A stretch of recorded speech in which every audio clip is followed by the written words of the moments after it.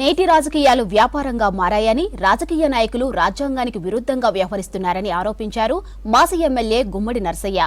ఇప్పటి నేతలు ఆస్తులను కూడబెట్టుకోవడానికి, కాపాడుకోవడానికే రాజకీయాల్లోకి వస్తున్నారని విమర్శించారు. ఇక పార్టీలు మారే ఎమ్మెల్యేలపై స్పీకర్ ఎందుకు చర్యలు తీసుకోవడం లేదని ప్రశ్నించారు. గతంలో బీఆర్ఎస్ చేసిన తప్పునే ఇప్పుడు కాంగ్రెస్ చేస్తుందని విమర్శించారు. హైదరాబాద్ ప్రెస్ క్లబ్ లో బై ది పీపుల్ ఫౌండేషన్ ఆధ్వర్యంలో నిర్వహించిన వేకప్ డెమోక్రసీ మూవ్మెంట్ కార్యక్రమానికి హాజరయ్యారు మాజీ ఎమ్మెల్యే గుమ్మడి నర్సయ్య.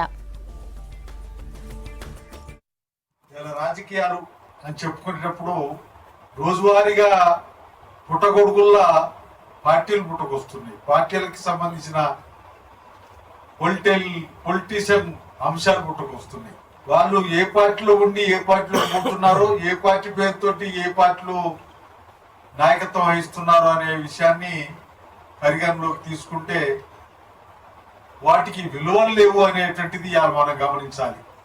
ఒకనాడు తెలుగుదేశం పేరుతో ఎన్టీ రామారావు గారు పెట్టినటువంటి పార్టీకి వచ్చిన వాళ్ళంతా ఎవరు అనే దానికి వస్తే అందరూ కాంగ్రెస్ పార్టీ నుంచి వచ్చిన వాళ్ళే. ఆయన పార్టీ పెట్టిన తర్వాత కమ్యూనిస్ట్ పార్టీల నుంచి కూడా అందులోకి పోయినటువంటి వాళ్ళే. అక్కడుండి ఏం చేశారు, ఇక్కడికి వచ్చి ఏం చేస్తారు.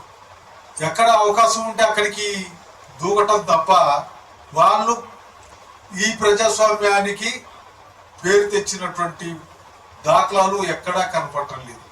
వాటిల్లోకి వెళ్ళే వివిధ పేర్లు పెట్టుకుంటూ వస్తున్నారు. పేర్లు పెట్టుకుంటూ వచ్చి మార్పులు ఏం చేశారు అని దానికి వస్తే ఏం లేదు. మార్పులు పార్టీలు పెట్టి పార్టీలు ప్రచారం చేసుకోవడం ఒక అంశం అయితే, ఎన్నికల్లో ఒక పార్టీలో గెలిచి ఒక పార్టీలోకి వెళ్ళిపోతున్నటువంటి